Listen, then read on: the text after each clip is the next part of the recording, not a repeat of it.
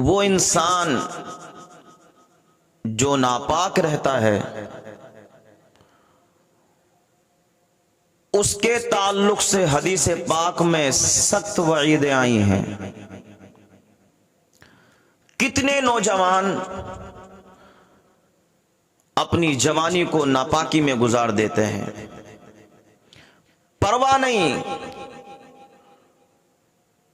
پورے کا پورا ہفتہ ناپاکی میں گزر گیا۔ اللہ اکبر۔ اے بندہ مومن، جو انسان ناپاک رہتا ہے رحمت کے فرشتے اس کے قریب نہیں آتے۔ میرے سرکار کے صحابی حضرت یعلا بن مرہ یہ بیان فرماتے ہیں کہ ایک مرتبہ ہم نبی کریم صلی اللہ تعالی علیہ وسلم کے ساتھ ایک قبرستان سے گزر رہے تھے۔ اللہ اکبر، اللہ اکبر۔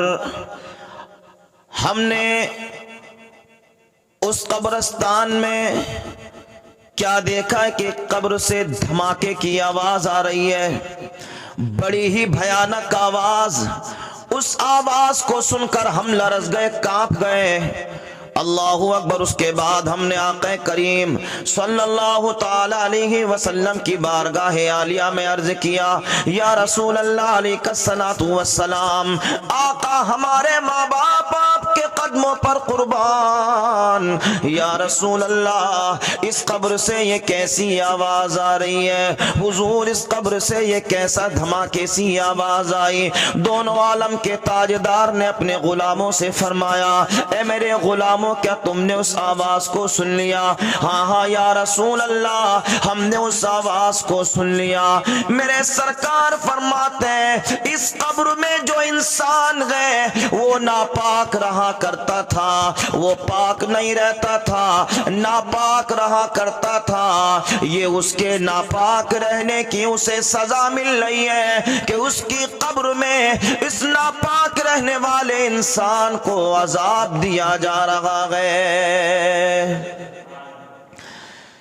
اے مسلمانوں، سوچو تو صحیح، کتنا سخت عذاب ہو رہا ہے قبر کے اندر اس بندے کو کہ جو بندہ ناپاک رہتا ہے۔ اس لیے میرے نبی کے غلاموں، میں آپ سے بنتی کرتا ہوں، اللہ اکبر، پاک و صاف رہنے کی عادت ڈالو، پاک و صاف رہا کرو، اس لیے کہ میرا رب قرآن میں فرماتا ہے، ان اللہ یحب التوابین ویحب المتطہرین۔ اللہ قرآن میں فرماتا ہے کہ بے شک اللہ پاک و صاف رہنے والے بندوں کو اور توبہ کرنے والے بندوں کو پسند فرماتا ہے۔ اس لیے اگر آپ سے یہ گناہ ہو گیا ہے تو اللہ کی بارگاہ میں توبہ کر لیجئے، گر گڑا لیجئے۔ اے پروردگار عالم، اب تک جو ہوا، اے اللہ تو ہمیں معاف فرما دے، مولا تو ہمیں معاف فرما دے۔ یقین جاننا میرے رب کی ذات بہت بلند و بالا ذات ہے، وہ رب آپ کو معاف فرما دے گا۔ اور آج سے تہیہ کر لیجئے کہ آج کے بعد اللہ کی زمین پر ہم ناپاک نہیں ٹہلیں گے،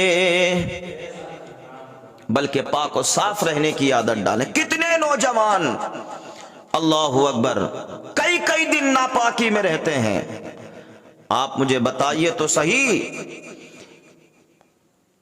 کیا بیتے گی ان پر قبر میں جانے کے بعد؟ کتنا سخت عذاب اس بندے پر ہے کہ جو بندہ ناپاک رہتا ہے۔ اس لیے پیارے مسلمانوں، پاک رہنے کی عادت ڈالو۔ اسلام میں پاکیزگی کو سب سے اول رکھا گیا ہے۔ اللہ اکبر۔ میرے اور آپ کے سرکار فرماتے ہیں، الطہور شطر الایمان۔ میرے سرکار نے فرمایا، اے لوگوں، پاکیزگی آدھا ایمان ہے۔ سبحان اللہ۔